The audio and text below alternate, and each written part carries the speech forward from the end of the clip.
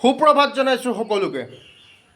আমি সকলোৱে দেখিবলৈ পাইছোঁ সকলো দুৰ্গা মণ্ডপৰ সন্মুখতে হওক বা ভিতৰ ভাগতেই হওক জুবিনদাৰ ফটো লগাই তাতে শ্ৰদ্ধাঞ্জলি জনাইছে। সকলো দুৰ্গা পূজাৰ সকলো কমিটিকে অশেষ ধন্যবাদ, কিয়নো দাদাৰ প্ৰতি যি সন্মান সঁচাই ভাল লাগিছে। সমূহ দুৰ্গা পূজাত মই যিমানলৈকে গৈছোঁ সকলোতে মই দেখিবলৈ পাইছোঁ জুবিনদাৰ যি ফটো শ্ৰদ্ধাঞ্জলিৰ কাৰণে ৰাখিছে, সঁচাই ভাল লাগিছে। কিন্তু এটা কথা, ধৈৰ্যৰ এটা সীমা থাকিব লাগে। ধৈৰ্যৰ এটা সীমা থাকে মানুহৰ। প্ৰত্যেকখন দুৰ্গা মণ্ডপৰ সন্মুখে আপোনাৰ এই এটা ষ্টাইল এটা আছে নহয়, এইটো দি লৈ পেলাই ফটোখনত লিখি থৈ দিছে শাৰদীয় দুৰ্গা পূজাৰ শুভেচ্ছা জনালোঁ। আৰে ইয়াৰ তোহঁতে দিব লাগে নেকি শাৰদীয় দুৰ্গা পূজাৰ শুভেচ্ছা?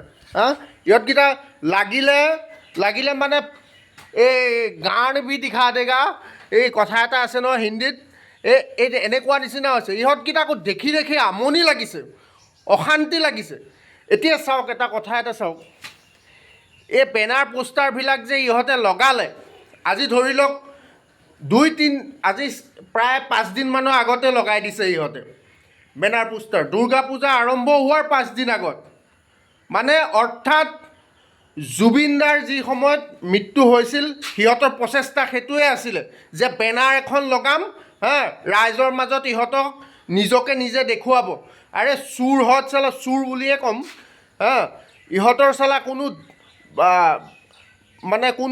জাতিৰ প্ৰতি কোনো হেৰি নাই, খালি নিজৰ হেৰিটো দেখাব লাগে, চেহেৰাটো দেখাব লাগে আৰু নিজৰ পলিটিক্সৰ লগতে নিজৰ স্বাৰ্থবিলাক পূৰণ কৰিব লাগে, বাছ সিমানেই।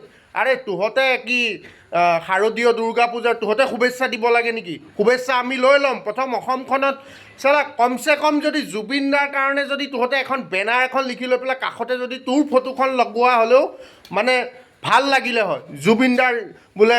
জুবিনদাক ন্যায় দিয়ক বা জুবিন গাৰ্গৰ ন্যায় বিচাৰিছোঁ, তেনেকৈও যদি দিয়া হ'লে সম্ভৱকে এইখনত থাকিলি হয় তহঁতো এই অন্তৰত থাকিলি হয়। এইবিলাক ফাল্টু বুলি কৈছোঁ। এই সময়কণত ফাল্টু।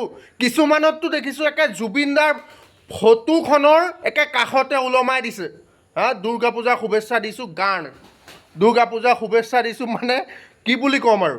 আপোনালোকৰ কমেণ্ট জনাব, ইহঁতে ভাল কৰিছে নে বেয়া কৰিছে।